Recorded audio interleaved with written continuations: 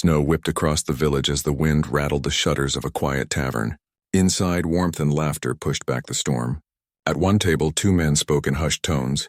Rumors spread of a mercenary who fought like a lunatic, charging into every battlefield with eyes as empty as death itself. He never fought for money, and when the fighting ended, he vanished only to reappear at the next war. Witnesses claimed he always muttered the same chilling phrase as though mocking his own survival. Whispers grew darker. Some said he carried a grudge against the empire, others that he was once a prince of a fallen kingdom. The scene shifted to a blood-stained snowfield, where soldiers surrounded a wounded man slumped against a rock. His dark hair hung over a bloodied face, his gaze sharp despite exhaustion. Knights recognized him instantly. It was Yuri Briol, Third Prince of Briol, disgraced and wandering, searching not for victory but for a place to die. Once, his name had been spoken with reverence. Now it was tied to ruin. 10 years earlier, he had been a reckless youth. At 18, he gambled in crowded casinos, his grin as sharp as the dice he rolled. He won again and again as though luck bent to his will. The royal mage Hernando had watched him with suspicion, unable to understand how he always prevailed. Others saw only arrogance, and when accusations of cheating flared, chaos erupted. Yuri revealed his identity with brazen pride, declaring himself the Third Prince, a claim that only deepened the hostility around him. In those days, his arrogance was a spark ready to ignite into disaster. Far from Briol, in the shadows of the empire, another story unfolded. The imperial princess Ekaterina Ivarna Granstein walked a dangerous path of secret meetings and broken trust. What began as a fragile connection with Yuri ended in betrayal, symbolized by the necklace she cast aside. From that moment, the fragile balance between Briol and the empire fractured. Provocations grew, then spiraled beyond control. The empire's ambition became war. One night, the cry of invasion shook Briol awake. Flames devoured the capital. Towers collapsed into rubble, and the palace, once a symbol of strength, became an inferno. Yuri stood before it, dwarfed by fire and ash. What followed was a war that stretched on for years, endless and merciless. Briol's mightiest general, Yuri Briol, was gone, and with him vanished the last hope of resistance. The empire pressed its advantage without mercy. Villages were razed, armies scattered, and survivors pushed to the brink. Yuri fought on the battlefield with unrelenting ferocity, but his rage carried the weight of grief more than the will to live. To his soldiers, he looked less like a prince fighting for a kingdom, and more like a man seeking death. The toll grew heavy. Comrades fell one after another, their bodies left behind on the fields of ash. Among them was Laurent, who threw himself into the path of a blade meant for Yuri. His sacrifice tore a wound deeper than steel ever could. Yuri's grief turned into fury, and he cut down enemy after enemy, even as his soldiers begged him to retreat. They reminded him that his survival was the last thread holding Briol together. Dragged from the battlefield, he carried the sound of Laurent's final words in his ears like chains he could never break. As the war dragged on, Yuri's life became one long flight between battles. He fought through smoke and blood, fled through forests, and hid in warehouses with only shadows for company. Every time he closed his eyes, he saw his burning home. Every step forward reminded him that he survived while others perished. Escape became duty, and survival became the only form of resistance left. Yet doubt gnawed at him. The timing of his father's absence, the sudden aggression of the empire, and Ekaterina's betrayal all pointed to a pattern too sharp to ignore. Desperation drove him to send letters, but the only reply he received was two words that broke him completely. "I'm sorry." No explanation, no hope, just despair on paper. From then on, Yuri's blade became an outlet for his torment. He threw himself into battle after battle, each swing fueled not by strategy but by guilt. To enemies, he was a demon in human form. To himself, he was little more than a ghost punishing his own existence. Rain often washed over him after the carnage, mingling with blood and mud, as if the world itself sought to erase the evidence of Briol's fall. He endured ambushes, encirclements, and desperate last stands. Each time he fought until his body failed, only to rise again when death passed him by. The more he survived, the less he understood why. All the sacrifices, all the blood spilled became harder to remember, harder to justify. The war blurred into one endless nightmare, and he wandered through it as both victim and executioner. When surrounded and outnumbered, his arms numb from exhaustion, Yuri realized his struggle resembled less a fight for life and more a search for death. Even as his men shouted for him to escape, he saw only the faces of those already gone. And when he ran, pursued by the Empire's soldiers, it was not victory he carried with him but the unbearable weight of failure. Through storm and fire, one truth became clear. Every life lost, every comrade buried had carved away at him until nothing remained but punishment. His ideals had burned away with his kingdom, leaving only guilt to drive him forward. The Empire had destroyed Briol through treachery, but Yuri carried the ruins inside himself. Even in defeat, he could not lay down the burden of his bloodline. His pride, his faith, and his very identity collapsed under the truth. And then, at the breaking point, came the echo of his name. The cry of Yuri Briol pierced the darkness. He jolted awake, drenched in sweat, chest heaving as the nightmare's echo clung to him like chains he could never escape. Yuri jolts awake, his body drenched in sweat, trembling as the nightmare still clings to him. His wide eyes dart across the dimly lit room until a voice cuts through the silence. "You haven't opened your eyes in 3 whole days." Startled, Yuri stiffens. At his bedside stands a tall figure, broad-shouldered, clad in a gold-trimmed uniform. Stern eyes, a black beard streaked with gray, and an aura of authority. "Are you all right?" the man asks, his voice deep, carrying both concern and command. Yuri's lips part. Father?" The word hangs heavy in the air. His father had been dead for years. Then how? His chest tightens, thoughts spiraling. Don't tell me. Did I end up in hell after all? Confusion twists in his mind. But then his father chuckles faintly, resting a warm, grounding hand over his son's trembling one. The touch feels real, painfully real. Memories stir, faded but familiar. Yuri manages a faint smile. "For someone who always preached honor, you certainly lived a wild life." The moment lasts only a heartbeat before, smack, his father's palm cracks against his head. "What nonsense are you spouting?" "Ugh," Yuri yelps, clutching his scalp. "Can't you drop that bad habit even in hell?" "Repent," his father roars, the command booming like thunder. The mix of warmth and irritation feels so vivid, so alive. It's as if the past itself is bleeding into this moment. Then Yuri's eyes snap open once more, his own name echoing in his ears. Yuri Briol. He gasps, confusion swirling. Was it still a dream or something more? The answer comes slowly. This is no dream. He has returned to the spring of his 13th year. The castle rises beneath blooming cherry blossoms, petals drifting in the sunlight. The air is warm, untouched by tragedy. At the dining table, laughter rings, parents and brothers together in a memory he thought forever lost. Now it is real again.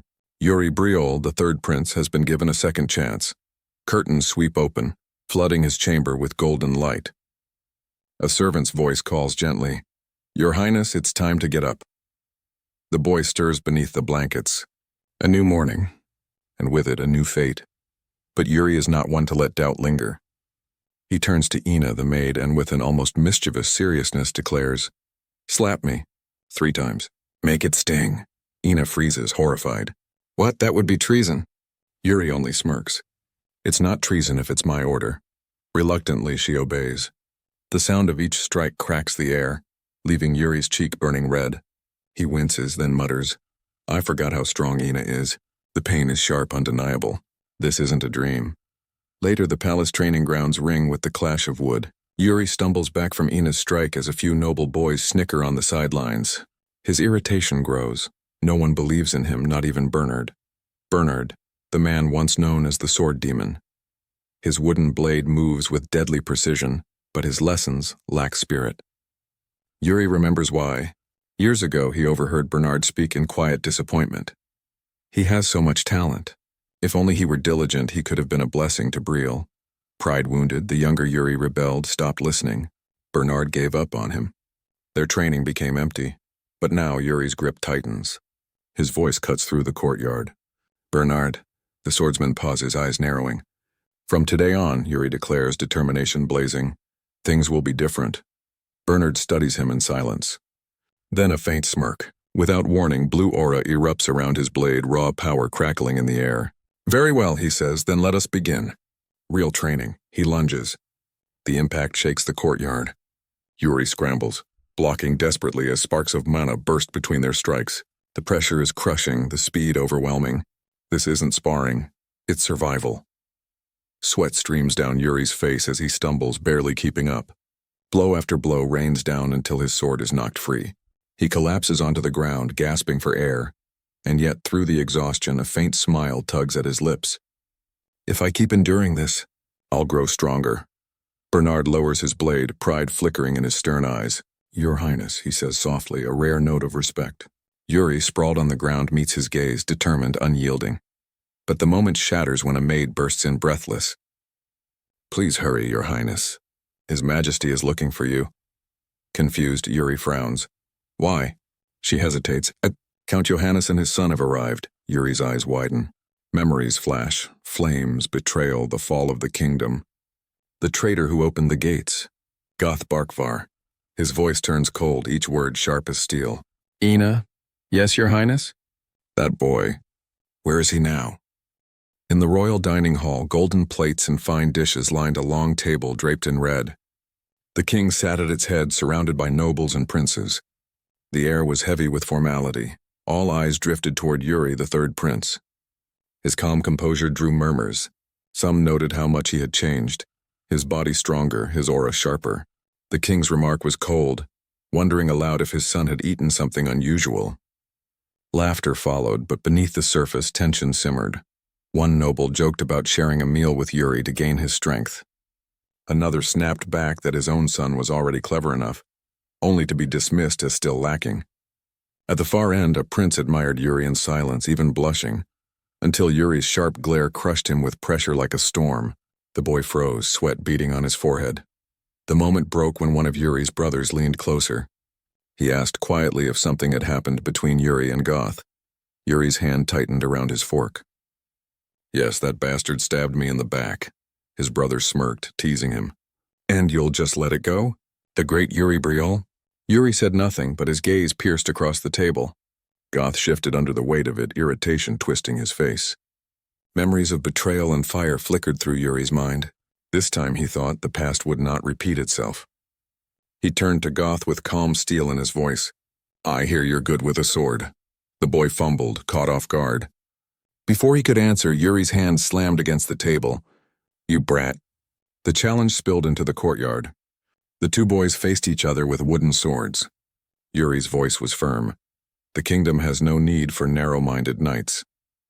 Goth protested that he wasn't even a knight yet, but Yuri pressed forward. Aren't you destined to strive for the kingdom? Without warning, he attacked. The clash rang through the courtyard. Goth shouted that the surprise was cowardly, but Yuri's relentless strikes left no room to breathe. A blow across the cheek sent Goth stumbling. Desperate, he cried for chivalry. Then Yuri dropped his sword. Goth froze, confused, until Yuri dashed forward, striking with a swift kick that sent him sprawling. Standing over him, Yuri lowered his blade.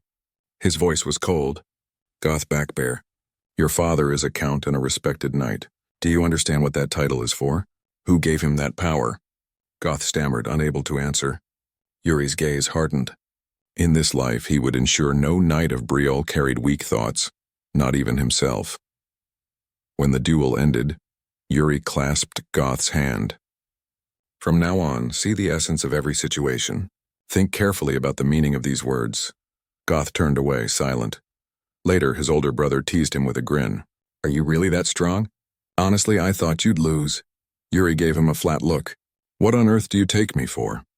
The reply came quick. Our kingdom's biggest troublemaker and gambler. Yuri's face grew serious. I'm not going to be like that anymore. So you should stop causing trouble too. The unexpected words left his brother stunned. Yuri smiled faintly to himself. Have I really gone crazy? Training continued into the evening. Exhausted, Yuri collapsed to the ground. His instructor approached, telling him it was time to learn a mana method. Yuri was surprised, but Bernard explained it would not be his own. Instead, he recommended the Briloan method, pure, efficient, and worthy of royalty. Yuri remembered mastering it in his past life as a mercenary. But this time, he wanted more. He asked Bernard to recommend someone from the royal guard with outstanding aptitude. Bernard thought carefully, then spoke. If we speak only of aptitude, Gerard is exceptional. Memory stirred. In his past life, Jared had survived until the very end of the war. Barely. His skills were poor, his body untrained, his desperation wasted on raw potential left untouched. Yuri recalled standing beside him in the inferno, both of them nothing but rusted swords. Now, reborn with knowledge of what was to come, Yuri's resolve sharpened. He would not waste that potential again.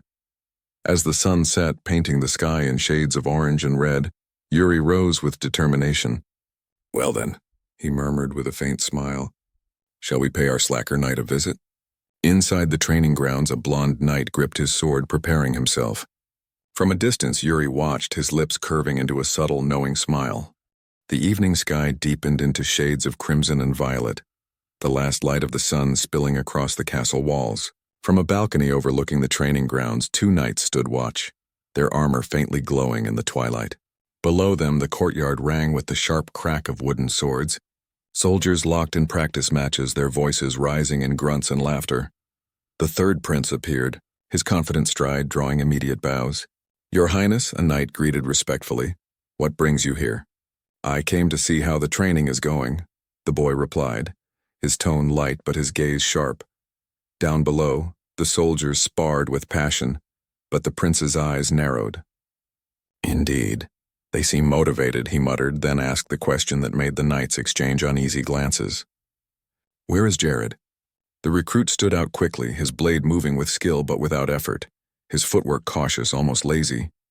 He did just enough to avoid defeat, nothing more. The prince frowned. So Bernard was right. He's only pretending to train, already rusting before he's even begun. The air shifted when the prince requested a wooden sword. He pointed directly at Jared. "That one. I'll spar with him." Gasps rippled through the courtyard. Jared stiffened as heads turned toward him. He stepped forward reluctantly while the prince moved with calm confidence. The two met in the center, golden light from the high windows casting long shadows across the floor. From the sidelines, comrades shouted encouragement. "Newbie, don't embarrass yourself." Another added with a grin, "Stay sharp." The prince's voice cut through the noise, steady and cold. "Jared, show me what kind of knight you are." Jared hesitated before muttering, "Fine." Their blades met in an explosive clash, the crack echoing like thunder. At first, Jared's movements impressed. His strikes were sharp, his timing precise, his defense solid. "As expected of Jared," one knight exclaimed. But the prince's expression never faltered. He met every strike seamlessly, adjusting to Jared's rhythm with unnerving ease. Their swords locked together, sparks of friction flying. The prince tilted his head, lips curling in a taunt. "Not fun, is it? This is nothing but a performance." With sudden force, he shoved Jared back. "Let's do it properly now." The duel escalated. Jared gritted his teeth, attacking harder, his blade slicing through the air with fury. Sparks burst with each clash. The prince staggered under a heavy blow but held firm, eyes blazing. "Even against a knight, I will land at least one hit." He launched forward with explosive speed, his wooden blade crashing down. Jared stumbled, stunned by the impact. Gasps rippled through the crowd. "He hit him?" one soldier cried in disbelief. Cheers erupted. "Your Highness, that was amazing." The boy straightened, smiling with pride. "That's more like it." His breathing was heavy, but his spirit was unbroken. Jared's unease deepened. Though he pressed the attack, it felt as if he was being cornered. What is this? I'm the one attacking, yet he's the one in control. Frustration burned. Energy crackled across his blade. A sudden surge of blue aura flared to life, shocking the arena. "He's using a mana sword?" Knights shouted in panic. "Against the prince?" Even Jared froze at what he had done, but the prince didn't flinch. Calmly, he unwrapped his bandages, gripping his sword tighter. "Pick up your weapon." Steel and mana collided, the hall trembling with each impact. Sparks and blue light scattered wildly as the two pushed harder. The prince's lips curled into a dangerous smile. "Now this is getting fun." Every strike grew sharper, faster, heavier. Jared drove forward with raw strength, his aura surging. Yet the boy didn't falter. He matched him blow for blow, his determination burning brighter with each clash. The knights on the sidelines shouted in disbelief. He's forcing himself beyond his limit. The sight was unlike anything they had ever seen. The duel reached its peak, wood against mana, sparks flying, sweat dripping, eyes locked. Their blades clashed and held, their faces inches apart. And in that moment, Jared's thoughts rang in disbelief. This isn't training. He's driving himself past the point of breaking, just to surpass me. The storm of their duel roared on, shaking the arena, and one truth became undeniable. The third prince was no ordinary boy. He was a force that refused to yield. The grand hall was thick with heat and smoke, the air trembling as two warriors faced each other. Broken tiles and splintered wood already littered the ground, proof of how far their duel had gone. Jared gripped his blade so tightly his knuckles turned white, sweat streaming down his cheek. It feels like the blood in my veins is boiling, he thought, heart pounding like a drum. With a surge of adrenaline, he charged. Every spar he had ever fought, every opponent he had ever faced flashed through his mind, but never had he felt like this. Not even against someone stronger. Why does it feel different now? The young prince met him head-on, eyes blazing with resolve. Bruised, battered, but grinning as though the fight itself gave him life. Their blades collided with a deafening clang, sparks flying, echoing against the walls like thunder. Jared's chest tightened. This boy, how can he fight like this? Each strike pressed harder, stirring something deep inside him. It was frustration, awe, and something dangerously close to respect. Damn it, he roared, veins bulging as his mana flared to life. Blue flames wrapped around his weapon, flooding the hall with crackling light. With both hands he swung down furiously. The impact exploded across the chamber, stone cracking, wood splintering, dust clouding the air. When the blast faded, Jared stood frozen, chest heaving, the aura around his blade flickering weakly. Across from him, the young prince remained standing, bruised and covered in dirt. He exhaled slowly, then lifted his head with a faint, defiant smile. It's over. The words struck harder than any blow. Jared's pride wavered, his silence betraying his disbelief. Then the boy lowered his sword and extended his hand. I've learned something from you, Jared. The knight blinked in surprise before awkwardly reaching out. No, thank you. You've worked hard. His thoughts swirled in turmoil. That intensity, that resolve. I've never felt anything like it. How can someone so young fight with such unyielding will? But before the moment could linger, a voice barked from the sidelines. What are you doing? The prince is bleeding from the head. Jared, startled, panicked. I'm sorry. He let go instantly, bowing before rushing off. The boy chuckled faintly, muttering, Don't just freeze like that. Then exhaustion finally claimed him. He collapsed onto his back, staring up at the cracked ceiling. Breathing heavily, he whispered, Who? Above, soldiers erupted in cheers. Your Highness! That was incredible. Fists were raised high, the sound of their celebration filling the chamber. From the balcony sand, the captain of the royal guard stepped forward. His sharp eyes studied the boy lying below, taking in every detail. The prince looked up in surprise. Captain, when did you arrive? Just now, came the calm reply. There, beneath the golden lights of the hall, the young prince lay sprawled across the floor, exhausted, but victorious. His broken sword rested at his side, a symbol of both weakness and unyielding strength. Days passed. The storm of battle gave way to peace, the palace once again filled with sunlight. Birds wheeled above its gleaming spires, fountains glittered in the gardens. Through the marble colonnade walked Jared, his steps heavier than before, his posture sharper. His eyes caught the figure waiting ahead. You're off duty now, right? The boy called casually. Third Prince, Jared muttered, caught off guard by his presence. The prince smirked, leaning against a pillar. Good, come with me, we've got somewhere to be today. I still need to train, Jared replied stiffly. You've already come to your senses, the boy cut him off, his voice confident. That's thanks to me. You should repay the favor. Jared sighed, defeated by the boy's boldness. Understood. They walked side by side.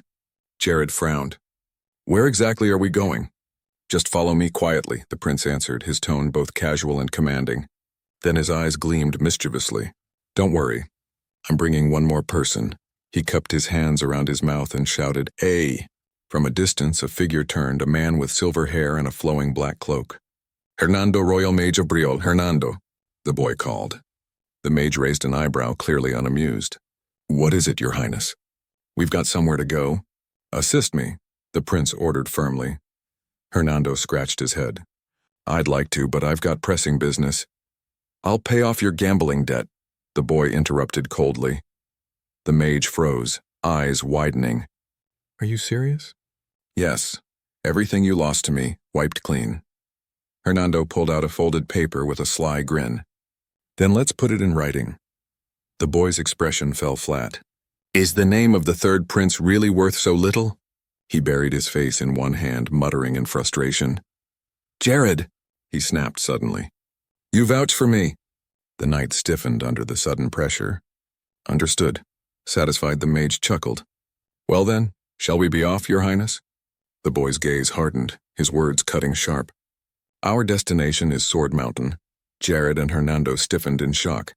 The prince lowered his chin, lips curling into a determined smile, the jewel at his chest catching the sunlight. From this moment on, his eyes blazed with conviction. We're going to raid the Founder's dungeon.